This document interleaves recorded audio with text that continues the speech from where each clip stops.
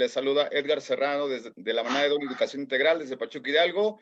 Y bueno, por fin llegó el día. Hoy teníamos esta plática ya muy esperada. Por algunas fallas técnicas se tuvo que posponer hace algunos días, pero ya estamos aquí. ¿Qué tal, David? ¿Cómo estás? ¿Cómo estás, Edgar? Muy bien. Un placer recibirte desde Argentina. Estás ahorita en Buenos Aires, con mucho gusto, muchos nervios, la verdad, de platicar contigo, porque es un tema que yo tenía desde hace ya mucho tiempo pendiente para tomarlo aquí en Perú, nuestros grandes maestros, y pues qué mejor que estés tú. Y bueno, quisiera empezar con un texto que escribiste apenas hace algunos días en tu página, así que bueno, voy a empezar a dar lectura a este texto. Es un texto pequeñito para empezar a dar pie a nuestra plática. ¿Te parece bien? Y bueno, y dice así: mi problema cuando Bárbaro. era domador, aun cuando practicaba y estudiaba las metodologías menos violentas y más novedosas, era que entre más ocupado estaba justificando y buscando fundamentaciones para someter a los caballos, menos encontraba tiempo para escuchar en mi corazón las razones para trabajar por ellos y ayudar a liberarlos. Eso, la verdad es que cada texto que he leído me ha fascinado. Ahorita vamos a platicar precisamente de un texto que tengo aquí a la mano. Pero cada texto que he leído lo relaciono inmediatamente con los perros, porque a pesar de que yo viví con caballos mucho tiempo, pues nunca me dediqué a los caballos. De hecho, ya tiene mucho tiempo que decidimos no montar. Los caballos que teníamos pues murieron ya de adultos.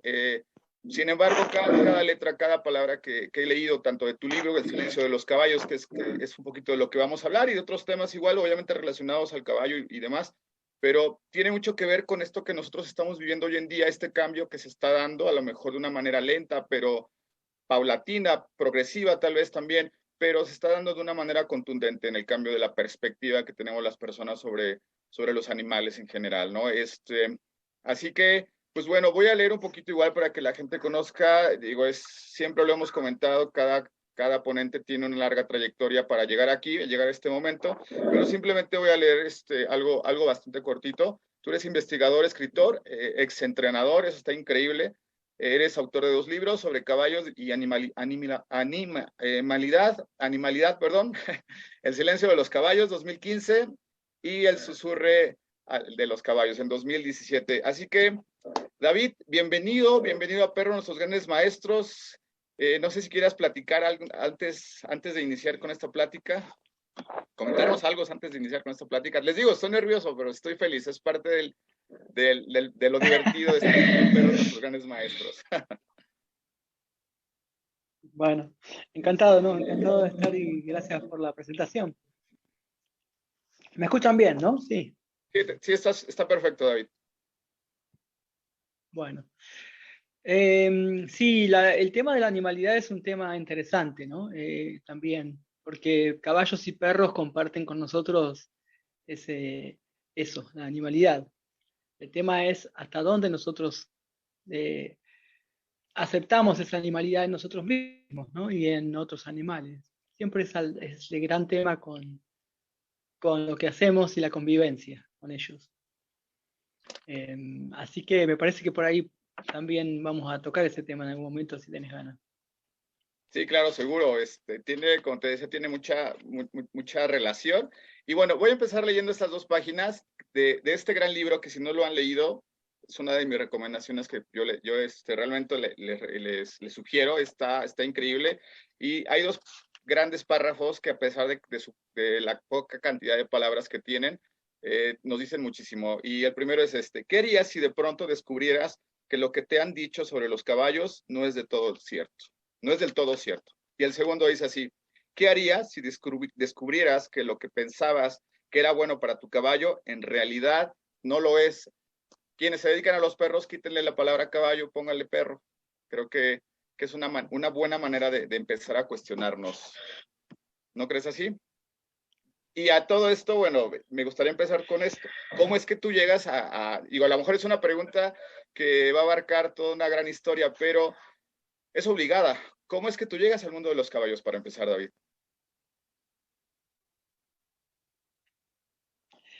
Bueno, llego porque por necesidad en principio y por pasión en otro principio, digamos, como segundo principio. Necesidad porque si bien me gustaban los caballos, si bien me interesaba la parte del comportamiento, por porque siempre me interesó el comportamiento animal, y entonces cuando me acerqué a los caballos, me resultó interesante entender el comportamiento. Me había encontrado con un libro que hablaba un poco de ellos así en general, que se llama La vida secreta del caballo, de Robert Babra, que es un fotógrafo en realidad, pero en un momento hizo este libro comentando sobre la poca conocimiento del comportamiento de los caballos que había hace muchos años. Y, y bueno, yo estaba muy interesado en el comportamiento de los animales en esa época. Después me toca estar con caballos, me toca trabajar con caballos, o ayudar en las tareas del campo con los caballos. Así que ahí empieza mi manera digamos, mi búsqueda por vincularme de distintas maneras. Eh, Así es como comienzo, ya de grande, no soy de esas personas que desde chiquito estaban con caballos. Tuvimos un caballo en casa cuando yo era pequeño, había que cuidarlo, era una yeguita así retirada de los carros de paseos de aledaños, ahí del lugar, un lugar cercano a casa, y la adoptamos y la cuidamos, y bueno, agua y visitarla y correrla del lugar para que coma su pasto. Ese era mi poco conocimiento de los caballos cuando me acerqué a ellos, después de haber montado así caballos de amigos o caballos así en diferentes ocasiones, pero muy así, poco profesional. Así que cuando voy al campo, trabajo un tiempo con los caballos y empiezo ya a educarlos, a amansarlos, a relacionarme con ellos. Y desde un inicio ya tenías esta visión. Tú hablas mucho sobre la mirada, que ahorita más adelante vamos a platicar sobre eso, ¿no? Esa mirada como un ejercicio de conocimiento, que creo que igual, como todo, como ya lo he dicho, nos relacionamos mucho con los perros y ahorita me gustaría platicar algo al respecto. Pero ¿cómo es que llega este cambio de perspectiva? Porque igual que, como dices, no empezaste a una edad muy temprana. En mi caso tampoco fue así. Yo creo que en el caso de muchos colegas tampoco fue así. El hecho de que, por ejemplo, hayamos convivido con caballos o hayamos convivido con perros, que muchas veces se da este tipo de comentarios, es que yo sé de perros o de caballos porque he vivido con ellos toda la vida, pero creo que eso no es así, porque el hecho de que hayas tenido autos toda la vida no significa que vas a ser mecánico, ¿no? O vas a saber un poco al respecto. Entonces, ¿cómo es que se da esta inquietud o este cuestionamiento de decir, bueno, lo que estoy haciendo creo que no es algo que me está satisfaciendo? ¿O qué es lo que sucede en ese momento de tu vida para llegar a este cambio? Bueno, el cambio principal se da cuando yo ya estaba muy involucrado en la tarea, entrenando, domando, investigando los caballos. Digamos, ahí es cuando se empieza a transformar mi mirada, digamos, realmente. En principio me aproximé a los caballos intuitivamente, porque mi escuela, digamos, de enseñanza animal venía un poco de la cetrería, ¿sí? Y bueno, la cuestión es que al haber entrenado y tener conocimiento sobre el entrenamiento de las rapaces, que son, digamos, inclusive para un entrenamiento, animales bastante, digamos, las aves lejanos a los mamíferos, digamos, yo empecé a utilizar técnicas digamos, las ideas de las técnicas de cetrería para estar con los caballos de otra manera. Eso fue lo primero que hice, digamos. Me dieron un caballo muy complicado, muy complejo, en un campo donde tenía que trabajar, así estilo broma, que se hace con el muchacho de la ciudad. Y yo lo resolví de esa manera, diciendo, bueno, ok, si te pasás noches y noches al lado de una rapaz, hablándole, dándole de comer, que te relaciones con el agua, con la tranquilidad, con lo deseable, tengo que hacer lo mismo con un caballo. Así que de alguna manera hice eso, lo puse en práctica y bueno, empecé a ver los resultados de esa manera, de esa forma de aproximación. A partir de ahí me puse a estudiar, a investigar y a imitar. Y luego entré en las domas estas alternativas, en las metodologías, digamos, en las pedagogías blancas, digamos. Está la pedagogía negra, digamos, está la pedagogía del azote, del golpe, del quebrantamiento, eh, y de la violencia más directa, ¿no? Y después están las pedagogías de la violencia indirecta, ¿no? De la violencia subliminal, Las pedagogías blancas tienen esa característica, ¿no? Entré yo de lleno a las domas que se dicen no violentas, porque no usan violencia física, digamos, ¿no? Pero sí utilizan otras metodologías de coacción, ¿no? Y un alto grado de manipulación, ¿no? Psíquica, digamos, emocional, en el contexto incluso en que se manejan estas domas, ¿no? Así que, bueno, investigando al principio, yo compré, digamos, la idea, como decimos aquí, me encantó la idea de ser amigo del caballo, de ser, que sea mi fiel compañero, que sea, digamos, como en las películas, ¿no? Tener este vínculo tan profundo y tan abnegado del caballo hacia su amo. Y bueno, y en ese recorrido iba a empezar a desechar lo que no era cierto, ¿no? O sea, lo que prometían, las domas muy violentas que prometían una cosa y hacían otra, ¿no? O sea, al investigar cada vez más, al profundizar, ¿no? Un poco más, iba descartando, ¿no? Hice entrenamiento en libertad, Liberty Training, seguí un hombre que se llama Klaus Ferdinand Hempfling, que también tiene muchas historias con manejo corporal, hice la doma alternativas, las que quieras, de domas naturales, domas indias, domas lo que quieras, etológicas, todo es más o menos igual, que fui descartando, ¿no? Obviamente en búsqueda de, al estar más tiempo con caballos, al tener más experiencia, empezaba a ver dónde estaba el truco, ¿no? El truco para entrarle al otro desde lugares, digamos, como te digo, de manipulación, de coacción sutil, generando ya reflejos, generando...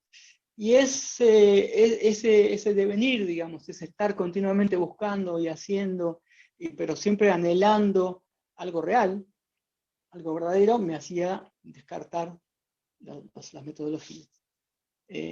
Hasta que en un momento, digamos, bueno, obviamente no fue un cambio, como te digo, de pronto me di cuenta, ¿no? De pronto era, bueno, ojalá esto me dé lo que yo quiero. De pronto era, bueno, entonces este otro método me va a hacer. Pero hay un punto donde uno tiene que preguntarse qué es lo que uno quiere en realidad, ¿no? O sea, qué es lo que uno está buscando. Y comprender un poco más en profundidad qué es lo que uno busca. Entonces ahí empezaba la pregunta del libro, ¿no? ¿Qué harías si descubrieras que lo que te han dicho los caballos no es del todo cierto?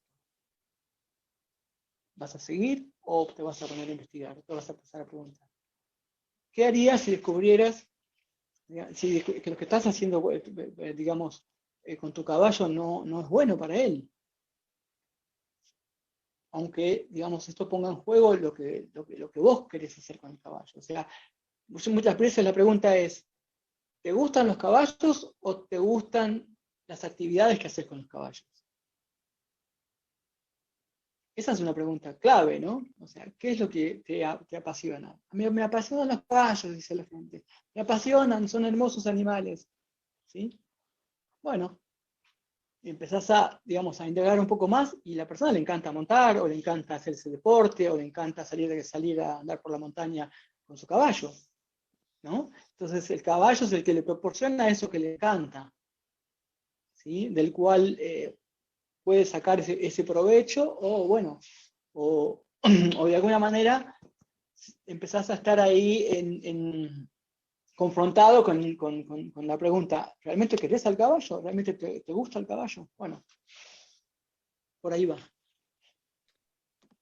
David, y yo creo que en ese proceso te digo porque creo que a todos nos ha pasado cuando nos hacemos esa pregunta, ¿qué te gusta? ¿El deporte que haces con el perro? ¿Tener al perro adiestrado, al perro educado para que sea de guardia, para que te arregle las ovejas? No sé, o sea, ¿quieres al perro ya programado? En fin, y siempre hay un cuestionamiento del colectivo, ¿no? De esa mirada que, como igual lo comentas en tu libro, pues se va creando una ilusión, de una ilusión constante que tanto se repite y se repite y se repite, que se va volviendo pues una verdad, entre comillas, ¿no? Yo lo he visto igual en tu página, hace poco comentabas algo al respecto igual, personas que te dicen, pero es que si no, si dejamos a los caballos en libertad, porque muchas veces también se confunde de lo que se está hablando y se cree que de lo que se trata es ahora dejar a los caballos que anden en las calles. y se hablaba de que pues ahora los caballos van a servir de alimento, en fin, se habla de muchas cosas, hay mucho cuestionamiento, hay mucha resistencia ante esas preguntas. ¿Tú cómo lo abordas o cómo es? Hay una contestación que me gustaría que nos platicaras, que fue la que diste ahí en ese comentario, pues una respuesta increíble. O sea, ya te diste cuenta de qué es lo que realmente necesitas. Entonces, pero platícanos tú, me gustaría mucho que lo platicaras a la audiencia, por favor.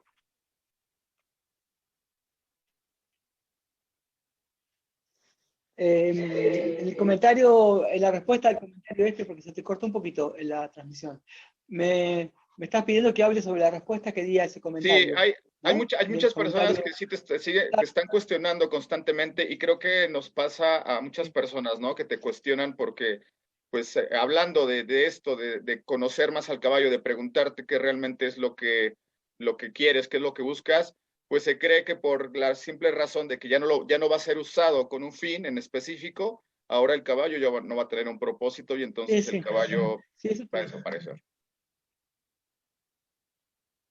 Claro.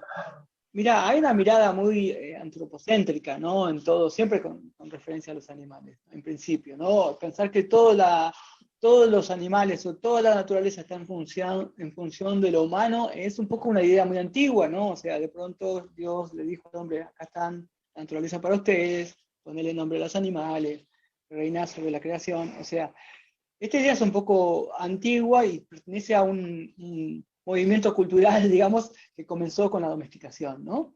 Y este modelo, digamos, de pensar el mundo, de pensar la biosfera, de pensar, digamos, todo, incluso de pensar la ecología, nos trajo hasta estos caminos, digamos. Entonces, los caballos son parte de ese modelo de pensamiento, o sea, nuestra relación con los caballos, y todos los animales que coexisten con nosotros, tanto los que coexisten de manera, digamos, que son cautivos dependientes, como los caballos, los perros, etcétera, digamos, y otros animales que viven, digamos, en semi-libertad, porque nosotros aún así controlamos los espacios de esos animales, ¿no? Controlamos los territorios, o sea, hemos expandido nuestro nicho en esta especie de suerte de copar el mundo, y hemos transformado ese mundo en función principalmente nuestra, ¿no? Entonces, cuanto más cerca está el animal de la convivencia, más se nota un poco, más empieza a hacer ruido todo, ¿no? Y hay que empezar a preguntarse qué es lo que realmente uno está queriendo decir. Si yo planteo, no recuerdo cuál era, creo que era sobre este mismo tema, esta frase que decías, mi problema cuando era domador, ¿no? Si yo estoy contando esto y contando que, digamos, que de pronto mi visión se aclaró respecto de lo que yo quería con los caballos, de lo que a mí me pasa en búsqueda de una coherencia con el amor digamos, que expreso sobre los animales, o sobre un perro, sobre un caballo, digamos, y en vez de empezar a dar excusas, no, pero lo que pasa es que si el perro no hace tal cosa, vos tenés que, ¿y cómo vas a hacer en realidad en este mundo, en esta ciudad? Los perros tienen que tener, aunque sea esto, porque si no, después no, es una complicación, porque, bueno, etc. Si vos te la pasás poniendo excusas, digamos, perdés un montón de tiempo y energía, en vez de realmente buscar soluciones, o sea, y empezar a ver que esas soluciones te van a transformar a vos y al perro, ¿no? Porque una coexistencia con otro, digamos, cuando el otro es un cautivo dependiente, como por ejemplo como el perro, como el caballo, digamos,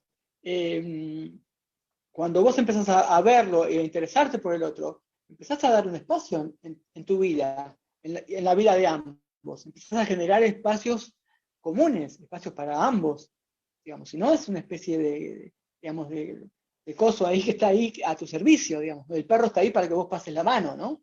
O sea, no, me parece que no es, o sea, por supuesto que no puede volver un perro en alguien acariciable en 2 minutos, o sea, en 2 minutos no, pero digamos, con un modelo de crianza.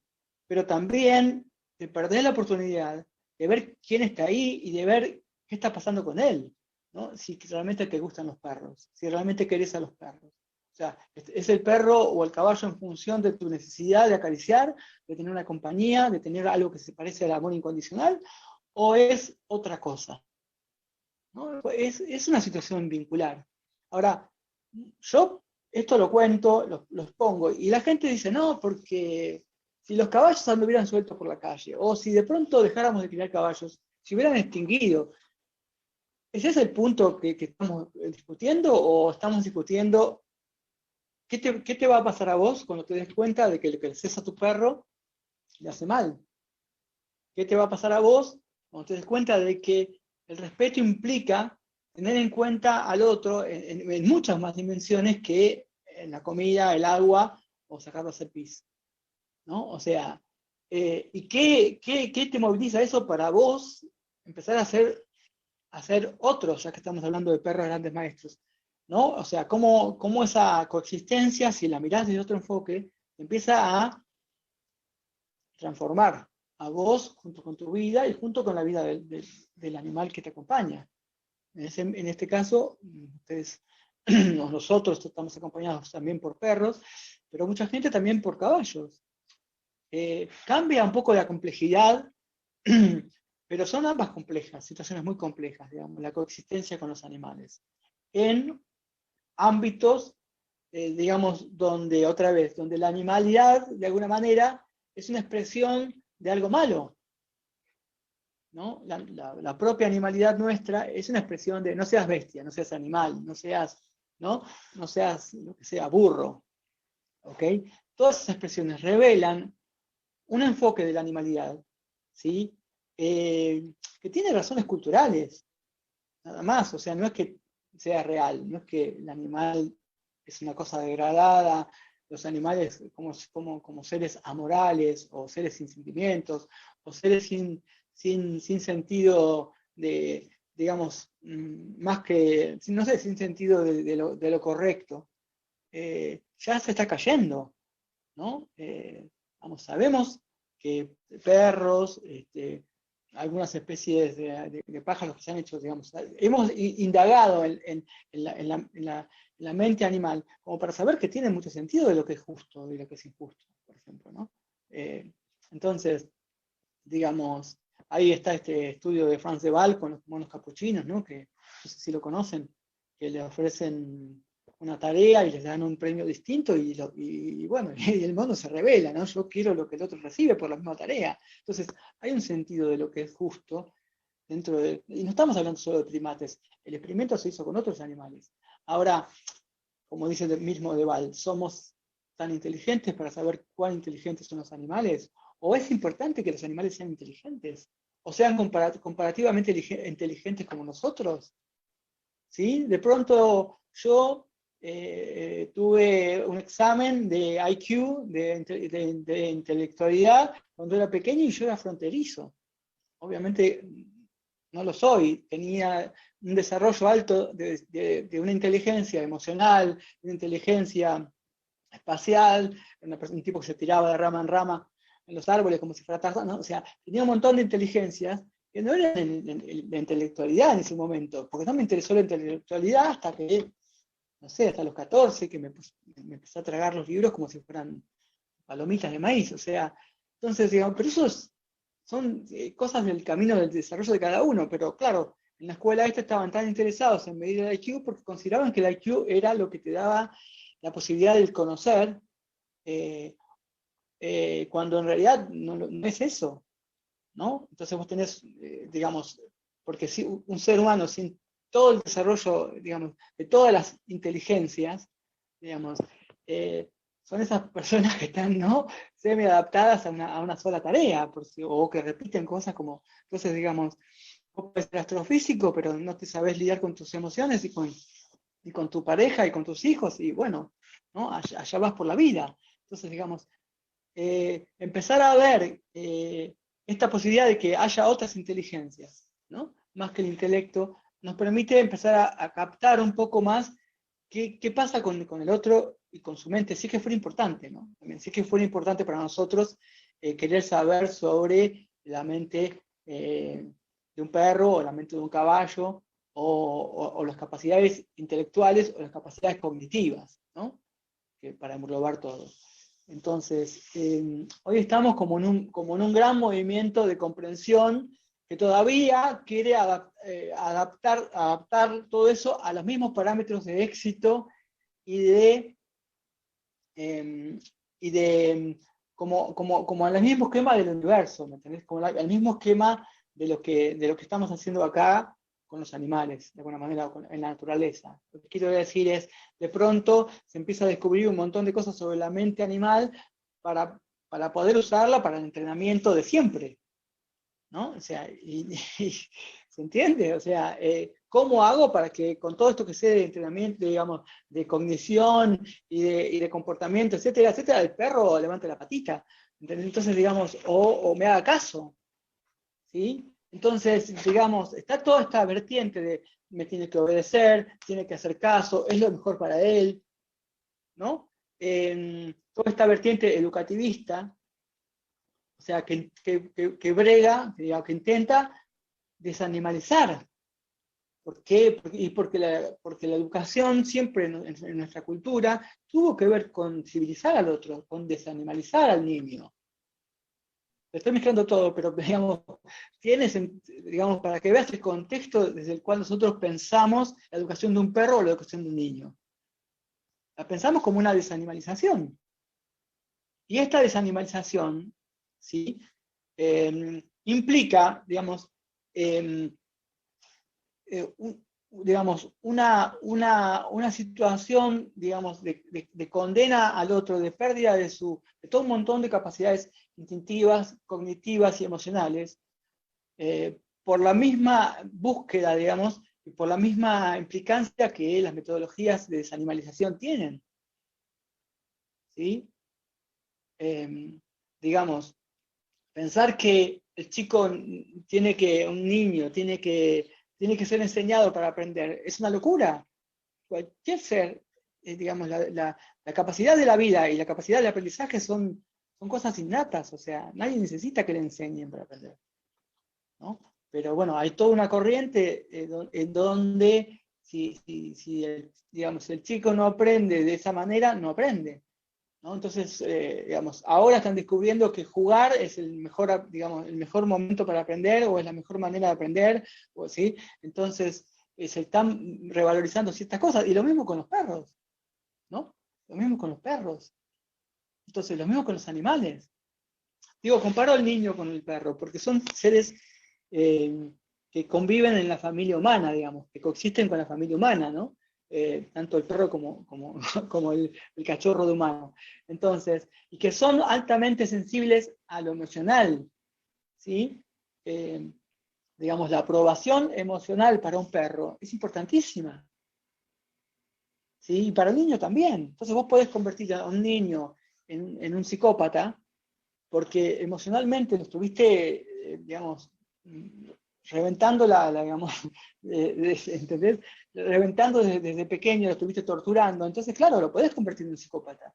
Y al perro también lo podés convertir en cualquier cosa, simplemente por un mal manejo emocional, por no permitirle, por no cuidar, digamos, esa gran susceptibilidad, digamos, a la aprobación que tienen los perros, como los niños. Y por eso los comparo muchas veces. O sea, no hay otro tipo de comparación, simplemente es esto, para decir, bueno, a través de un cierto manejo de la aprobación o desaprobación, yo puedo generar en una criatura humana lo mismo que puedo generar en un perro. ¿Sí? Mucho malestar, mucho condicionamiento, mucha confusión, mucha alienación, ¿sí? O mucho empoderamiento, mucho equilibrio, mucho espacio para encontrarse y para vincularse desde su perspectiva, desde sí mismo. Pero si no se conoce a sí mismo un perro, si no se conoce, si vive en función de, ¿no?, esa dependencia emocional que le generás, o un niño, digamos, ¿cómo va a poder el intercambio, un diálogo? No hay posibilidades. ¿Sí? Entonces, y se produce toda una serie de malos entendidos que llevan a malos entendidos, a represalias, a reprimendas, ¿sí? Simplemente por una falta de comprensión del otro, del niño o del perro, ¿sí? Y falta de aceptación, y falta de mirada, falta de escucha. pero hablábamos de caballos. No, es que todo tiene relación y fíjate que hoy no sé si siempre ha sido así, yo digo, creo que muchas veces no le hemos prestado atención, pero tenemos prisa y esto sucede mucho, es que el cachorro ya tiene que estar en adiestramiento, tiene que ir a clases de cachorros, el cachorro tiene que aprender a hacer del baño en un solo lugar, tiene que aprender órdenes básicas, el cachorro tiene que aprender, tiene que ser, ¿no? Y no se habla de ralentizar el aprendizaje, que al final de cuentas hoy sabemos qué es lo que trae mejores resultados, ¿no? En la educación de cualquiera, ya sea un niño, un perro, cualquier tipo de ser vivo que, como dices, tiene esa capacidad de expresarse también y necesitamos escucharlos, porque si no, pues sí, hay mucha confusión. Yo te quiero preguntar esto, David, como resultado de esta mirada, como ejercicio del conocimiento, es decir, observar, que eso creo que es lo más importante desde mi punto de vista, para conocer a alguien, observa primero, antes de que metas las manos, antes de que empieces a cuestionar de todos los métodos y conocimientos que se han ido adquiriendo a través del tiempo, observa. Ha existido, y tú lo tocas por ahí, y me parece un término bastante aceptable y que creo que nunca nos hemos cuestionado. Hay un miedo al antropomorfismo, es decir, hay un miedo a darle cualidades que anteriormente se consideraban únicamente de las personas, ¿no? Creer que los animales no pueden llegar a sentir, que no pueden llegar a expresar emociones también. Creo que hay un miedo terrible a raíz de esto, ¿no? También de tratar de siempre estar como, pues, no sé, cuestionando o justificando, sin razón alguna, por supuesto, pero miedo a la antropomorfización, antropomorfismo, mejor dicho, ¿no? Platícanos un poco al respecto, me parece increíble ese punto de vista. Mira, ya te digo, como hay esta tendencia un poco a,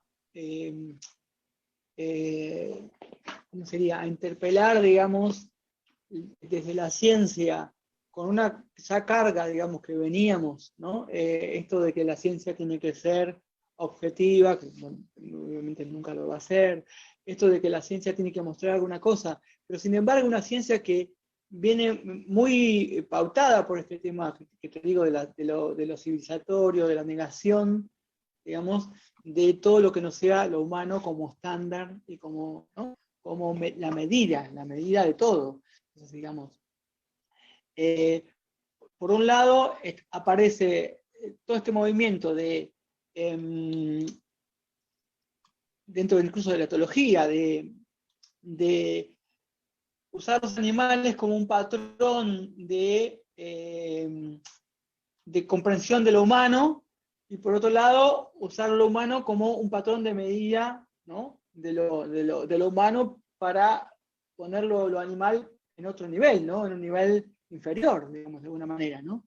Entonces, cuando vos hablas de emociones, cuando hablabas de cognición o de inteligencia, obviamente los animales fueron descartados durante mucho tiempo, porque en esa separación entre animal y humano genera una gran división de aguas, que le quita a esto de lo humano, digamos, a la percepción de lo humano durante mucho tiempo, gran parte de, digamos, una gran riqueza de lo que es el ser humano, ¿no?, la animalidad humana, ¿no? Digamos, la valoración de cierta sensibilidad, la intuición, el conocimiento corporal. O sea, se dice que hay la gente en la Polinesia, digamos, podía sentir las corrientes, se guiaban sin brújula en el mar, sintiendo las corrientes a través, obviamente, en una situación de conocimiento de su cuerpo, ¿no? Conocimiento que tuvo un espacio durante su infancia para ser sostenido, digamos, para ser sentido y para ser explorado, digamos. Obviamente es una cultura que no primó lo intelectual por encima de todas las cosas y reprimió, ¿no?, todo lo que podría haber sido corporal. O sea, animal y cuerpo son dos cosas muy similares para el hombre occidental, para el hombre civilizado. El cuerpo es una especie de animal que nosotros tenemos que domesticar, ¿no? La mente por sobre el cuerpo. Todo ese tipo de cosas llegaron a la ciencia y la influyeron durante mucho tiempo. Entonces, recién ahora, muy despacio, la ciencia se va abriendo camino. El miedo al antropomorfismo, o sea, el miedo a pensar que, digamos, nosotros y los animales no compartimos ¿cómo se dice? Un montón de cosas, ¿sí? Es bastante común. O sea, la manera que usamos nuestros cuerpos, la manera que usamos nuestra mente, la manera que usamos nuestro intelecto cambia, sí, cambia. ¿Sí? El interés que, digamos, a veces, esto que te decía de Franz de Waal, este libro que se dice, somos lo suficientemente inteligentes como para entender, para saber cuán inteligentes son los animales. O sea, habla de una ciencia que por miedo a, ¿no? Siempre se quedó un poco atrás, ¿no?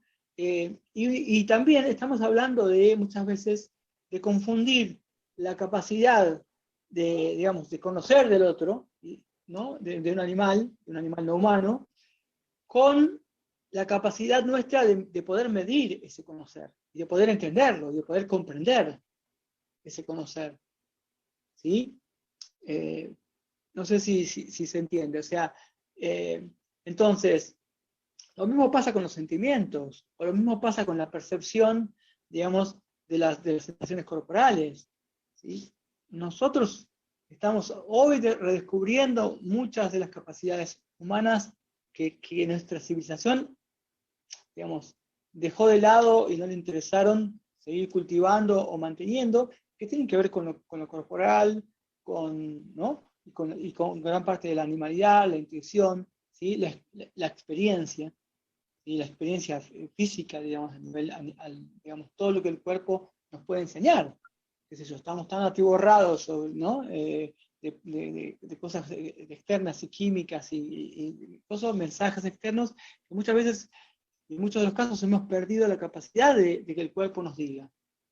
Pero hay otras culturas que no tienen tanta contaminación, y tus cuerpos les van indicando, como a los animales, digamos, lo que está bien y lo que está mal para ellos. Entonces, hay un conocimiento, digamos, hay un saber en ese sentido, ¿sí? Ahora, digamos, volviéndome, enrollando así el carrete para tu pregunta sobre el antropomorfismo, digamos. ¿Qué le pasó en el libro cuento? ¿Qué le pasó a James Goodall cuando empezó a nombrar James Goodall, esta primatóloga que fue a mirar los chimpancés, y estaba con ellos, y empezó a ver similitudes, empezó a ponerles nombre, empezó a ver, o sea, un montón de cosas que le hacían pensar en la gran semejanza que había entre los humanos y los chimpancés? Bueno, se reían de ella, ¿no? Se burlaban de ella por esto mismo. Entonces, muchas veces este miedo a antropomorfizar es una barrera, ¿sí? Cuando antropomorfizar, digamos, o cuando a veces pensar que tenemos características compartidas con los animales, podría realmente acercarnos a ellos, pero es un camino que tenemos que hacer a contracorriente, porque en un tiempo muy lejano decidimos realmente cortar con nuestra animalidad, cortar con el mundo natural y decir, nosotros somos otra cosa, nosotros tenemos alma, qué sé yo, nosotros tenemos, somos, digamos, estamos imbuidos de una inteligencia superior, o somos otra cosa distinta de toda esta masa, ¿no? de bichos que andan por ahí, ¿sí? Luego decimos lo humano y los animales, diría alguien, ¿no? O sea, creo que era de Derrida, o sea, animal nombra desde un elefante a un cien pies, ¿no? A una larva, a una pulga. Y en eso englobamos todo. Y lo humano se nombra con, digamos, una sola especie nombrada, digamos, con el nombre que le corresponde. Entonces, digamos, esa barrera es la barrera que nos aleja de una percepción, de un conocimiento que todavía no, digamos, que recién estamos empezando a entender y explorar, me parece. Conocimiento, digamos, sobre la animalidad y sobre nosotros mismos, sobre nuestra propia animalidad, sobre este mundo biológico que nos habita, ¿no? Este ser biológico que nos habita. David, bueno, tocaste un tema que me gustaría tocar un poquito más adelante y es ese tema sobre el papel de las mujeres en todo esto, ya que nombraste a Goodall, entonces me gustaría tomarlo un poquito más adelante, pero hay una pregunta que siempre creo que es importante hacernos y la primera vez que la escuché, la verdad es que fue en tu libro, es proteger lo que admiramos, pero ¿qué es lo que realmente admiramos? De hecho, siempre que nos buscan a nosotros es para corregir, ¿no? Para corregir al perro y siempre que nos buscan para eso es porque no les gusta que el perro haga cosas de perro, que el perro que destruye, el perro muerde, el perro ladra, el perro escarba, orina, en fin, cosas que hace el perro por naturaleza es lo que realmente no les gusta. Entonces, proteger lo que admiramos, eso me parece bastante interesante, pero también hacernos la pregunta, ¿qué es lo que realmente estamos admirando? Al inicio platicaba sobre esta intimidación que se llega a ejercer hasta en el contexto. En los caballos, pues se ejerce a través de estos lugares, ¿no? De corrales en forma circular, en fin. ¿Cómo es que tú enfrentas esta palabra? ¿Cómo es que te la hiciste y cómo es que le respondiste esto? ¿Qué es lo que realmente admiras de los caballos en general?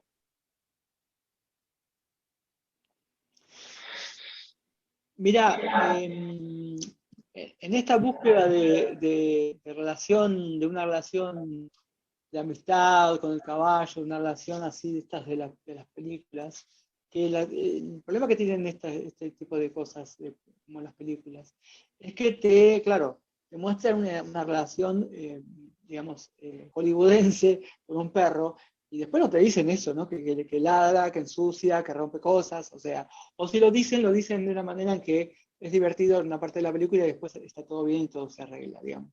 Pero, otra vez, nos molesta la animalidad de los animales. Entonces, por eso, digamos, nuestra tendencia es a civilizarlos, a desanimalizarlos, cuando en realidad tendríamos que ver cómo nosotros podemos convivir con esa animalidad de la manera más afortunada o de la manera más respetuosa para que el otro pueda seguir siendo él mismo o pueda tener el espacio para ser él mismo, ¿no?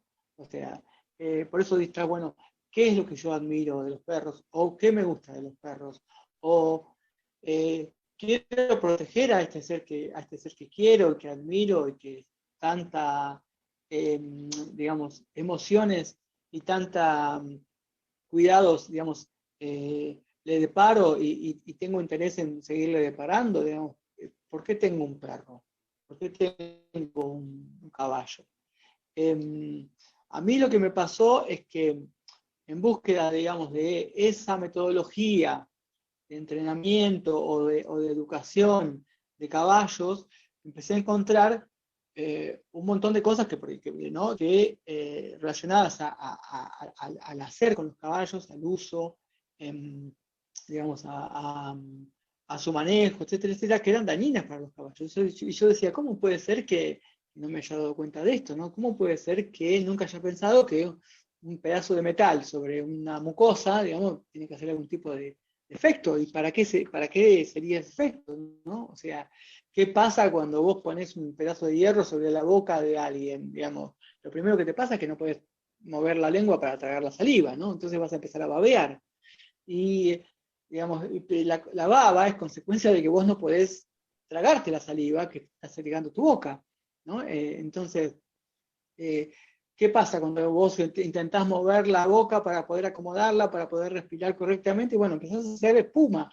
Y todo esto en el ambiente ecuestre se entiende como algo beneficioso, ¿no? Entonces, de pronto, esto que vos decías al principio, de pronto el caballo echa espuma por la boca y está todo perfecto. Poner tu perro que echa espuma por tu boca, o tu tía, o tu hijo que empieza a echar espuma por la boca y vas corriendo al médico. Sin embargo, el caballo es perfecto, está perfecto, o sea, una especie de ceguera, digamos, irracionalidad, ¿no? Porque decir, a ver, las bocas funcionan más o menos todas iguales, ¿no? O sea, por lo menos las de los mamíferos, ¿no? Hay una lengua, etcétera, etcétera, digamos, hay saliva, hay salivación, hay masticación, ¿sí? Entonces, ¿por qué la boca del caballo va a funcionar de otra manera distinta? ¿Por qué un hierro no va a ser algo bueno para el caballo? No tenerlo durante 40 minutos, una hora o todo un día en una cabalgata. ¿Por qué va a ser algo bueno? ¿Quién se aguanta un hierro metido en la boca durante todo el día? Nadie. Entonces, digamos, hay una pérdida de eso, de la capacidad de pensar y de lógica, porque hay una naturalización y una situación de, digamos, una corriente de tradiciones, etcétera, etcétera. Bueno, que cuando yo me la encontré, no podía creerlo, claro, no podía creer que yo no hubiera pensado en eso, no podía creer que yo no me hubiera dado cuenta, ¿sí? Al abandonar todas esas cosas y digamos, al abandonar incluso las metodologías, porque me daba cuenta de que eran metodologías, digamos, metodologías digamos, de manipulación o de coacción psíquica o de condicionamiento, entonces llegó un punto donde, bueno, donde estaba totalmente desnuda la cosa, o sea, no había nada más que eso, empezar a observar y conectar además. O sea, este camino fue un camino de búsqueda de conexión. Cuando vos empezás a tener un vínculo donde el otro, digamos, empieza a participar, eh, claro, si ese otro, si ese caballo se empieza a comunicar con vos y empieza a expresarse y empieza a ser el mismo, digamos, la, la, la expresión de todo eso es tan diferente a lo que has vivido durante tanto tiempo, lo que yo venía viviendo después de 10, 15 años ¿no? de aprendizaje, de entrenamiento, de cosas, que el otro se manifiesta de una manera que nunca habías visto. Y ahí empezás a entender. O sea, ahí empecé a decir, ok, esto es un caballo. Y poder ver qué es un caballo. Poder ver, digamos, en su complejidad y en su, digamos, en su mayor expresión lo que yo estaba buscando, ¿no? El conocimiento de los caballos, un vínculo, digamos, respetuoso, una relación afectiva real, o sea, que el caballo me elige y me quiere porque se siente querido, digamos, y respetado, no porque yo lo condiciono de manera tal que el caballo parece que me quiere porque lo llamo y viene corriendo, como en las películas, y me levanta el sombrero y me lo pone. O sea, ¿no? Sin trucos, digamos, ¿no? O sea, digamos, es como en cualquier otro vínculo, uno quiere que vos querés que el otro te quiera sinceramente, si tenés una persona, digamos, de la cual estás enamorado, querés que el otro también esté enamorado, ¿no? O sea, no es que uno se queda con que, yo estoy enamorado y está todo bárbaro, entonces le pongo una pistola en la cabeza, o lo obligo, o la condiciono, o le digo, bueno, si no me querés, no te voy a dar de comer. O sea, no, no va por ahí, ¿no? O sea, mucha gente incluso pone eso de ejemplo. No, pero yo a mis caballos no, les pido muy poco, porque además de ellos, como yo les doy de comer, entonces tienen que hacer algo por mí, ¿no? Son relaciones de contraprestación de servicios, digamos, parece. Y eso no tiene que ver con el afecto, no tiene que ver con, digamos, vincularse afectivamente incluso es tanta la disparidad, digamos, porque los animales son cautivos dependientes, digamos. Entonces, es tanta la disparidad, digamos, porque nosotros estamos manejando su comida, nosotros estamos manejando los momentos en que que comen, que van al baño, un montón de cosas. El control del contexto donde la mayoría de los animales viven lo tenemos nosotros. Entonces, decir que hay una relación de paridad es una mentira, ¿no? O sea, caballo y jinete no van a cambiar nunca de roles, ¿no? Porque yo con mi caballo tenemos, el caballo nunca se va a montar el jinete, ¿no? Entonces, digamos, a veces no nos damos cuenta, digamos, de ese tipo de cosas, ¿no? Y cuando empezás a ver al otro como un otro y empezás a quererlo como es y empezás a querer saber quién es donde empieza la aventura, digamos, de coexistir con un animal. Sea caballo, sea un gato, sea un perro, cuando empezás a tratar de entender su punto de vista, es que realmente empieza el conocimiento más profundo, digamos, de esa capa de conocimiento que tiene que ver con reconocer al otro. ¿Sí? O sea, saber cómo son los caballos, cómo viven, está buena información, ¿sí? Es un montón de conocimiento, pero reconocer al otro es distinto y te lleva a otro nivel de de comprensión de lo que está ocurriendo incluso en el vínculo, de lo que está ocurriendo en la expresión del otro, que a veces es su comportamiento. Esto te va a pasar con perros, con gatos, con caballos. O sea, la lectura que vos haces de las observaciones y de tu vínculo, de lo que el otro expresa, es distinta cuando hay reconocimiento que cuando no lo hay. Ahorita comentas igual esa parte del conocimiento y ya lo has dicho en otras ocasiones. Muchas veces se almacena todo este conocimiento para justificar. Hablemos un poquito ahorita del ambiente ecuestre. Yo vivo en una ciudad donde se denomina o se nombra como la cuna de la charrería, y la realidad es que, o sea, ya sabemos cómo es que la pasan, ¿no? Los caballos en este deporte. Pero hay una mirada colectiva que genera una ilusión colectiva también, una ilusión de que el caballo está bien. Hablabas también sobre esta espuma que traen en la boca los caballos, y quiero que me platiques un poco tu percepción sobre todo este ambiente ecuestre. Hay un caso que pasó el año pasado, no recuerdo más o menos la fecha, se hizo muy sonado porque pues hoy en día los casos que abordan estos influencers o creadores de contenido a través de redes sociales, pues se viralizan, y es ahí donde se le presta atención. Por ejemplo, hace unas semanas, aquí mismo en mi ciudad, que es Pachuca Hidalgo, se arrastró a un burrito, se arrastró con una camioneta. Este burrito fue arrastrado con una camioneta, y un influencer de México tomó el caso, subió el video, empezó a meter presión social. El gobernador del estado dijo que cero tolerancia. El burro fue rescatado en cuestión de 24 horas, ya estaba en con estas personas, ¿no? Se lo llevaron ahí a un lugar donde lo iban a atender bien y demás. A lo que voy es esto: en esta ocasión esta persona que se llama Jefferson Cosío, que es de origen colombiano, fue invitado a un evento de estos que hacen me parece que se llama el paso fino colombiano, algo así por el estilo, que es donde obviamente el caballo está haciendo un comportamiento completamente antinatural. Entonces, él lo que hizo fue filmar a los caballos de cerca y filmaba cómo estaban respirando, o sea, con una respiración terrible, la boca abierta, la boca llena de espuma. Obviamente que la lengua y algunas comisuras de los labios pues estaban mordidas precisamente por el uso constante del tirón. Obviamente la cabeza completamente hacia abajo. En fin, había una gran cantidad de lesiones visibles, y bueno, el caso que fue sacado casi a golpes del lugar, porque pues poco a poco empezaron a verlo en cuestión de minutos millones de personas. Entonces, hay una presión muy grande de gente que sí está en contra de este tipo de deportes, que aún se les sigue llamando así. ¿Cuál es tu percepción al respecto de todo este tipo de lo que es? Digo, hablamos de muchas situaciones en donde se sigue justificando. De hecho, parece ser que ya en los Juegos Olímpicos ya no se va a hacer el deporte de salto. Me parece que ya va a estar prohibido, no sé bien. Pero hay muchos deportes más, por ejemplo, lo que es la charrería en México, que se considera hasta patrimonio inmaterial de la humanidad. Entonces, hay muchos eventos donde se utilizan caballos, donde se maltratan de una manera terrible, y que aún así se sigue justificando. Obviamente con toda esta información que se está ocupando de una manera, pues, ¿cómo decirlo?, a favor, ¿no? A favor de este tipo de actividades.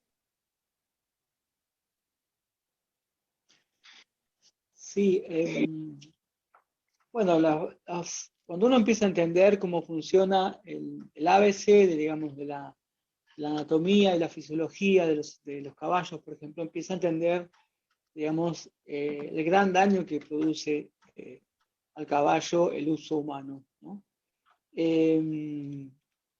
Cuanto más, digamos, inconsciente es ese uso, cuanto más ligado a veces a la tradición, porque se hacen las cosas así, porque se lograron hacer así, etcétera, etcétera, y porque se han transmitido durante años de esa manera, a veces vemos situaciones más violentas, digamos, como las jineteadas aquí en Argentina, digamos, o la charrería, o otras cosas.